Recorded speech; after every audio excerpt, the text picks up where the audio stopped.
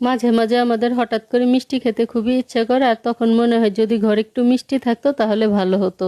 হঠাৎ করে যদি এমন মিষ্টি খাওয়ার ইচ্ছেটা জেগে ওঠে, তাহলে ঘরে থাকা সামান্য উপকরণ দিয়ে আপনি সহজেই তৈরি করে নিতে পারবেন এই শুকনো মিষ্টিটা। মিষ্টি বানানোর জন্য এখানে একটি বাটি নিয়েছি। এবার এর মধ্যে 2 কাপ ময়দা দিয়ে দিচ্ছি। তারপর দিয়ে দিচ্ছি 1 চা চামচ চিনি, 1 চিমটি লবণ, সামান্য পরিমাণ বেকিং পাউডার, সামান্য পরিমাণ বেকিং সোডা আর 2 টেবিল চামচ সয়াবিন তেল দিয়ে খুব ভালো করে ময়ান দিয়ে নিচ্ছি।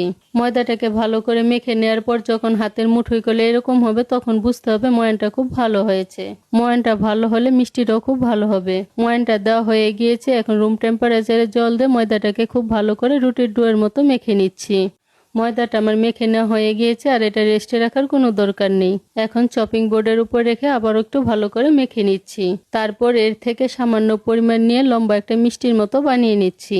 একটা মিষ্টি আমার বানিয়ে নেওয়া হয়ে গিয়েছে, আর বাকিগুলো একই রকম ভাবে তৈরি করে নিচ্ছি। ভাজার জন্য প্যানে পরিমাণ মতো তেল গরম করে নিয়েছি। এবার এর মধ্যে একটা একটা করে মিষ্টি ছেড়ে দিচ্ছি। তেলটাকে প্রথমে আমি হাই হিটে গরম করে নিয়েছি। তারপর মিষ্টিগুলো যখন দিয়েছি তখন চুলার আঁচটা বন্ধ রেখে দিয়েছি।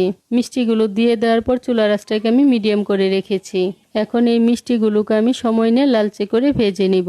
আর মিষ্টিগুলো তেলে দেওয়ার পর যখন দেখবেন কিছুটা ফেটে গিয়েছে, তখন বুঝতে হবে আপনার ময়ানটা খুবই ভালো হয়েছে। মিষ্টিগুলো আমার ভেজে নেওয়া হয়ে গিয়েছে। এখন তেল থেকে তুলে নিচ্ছি।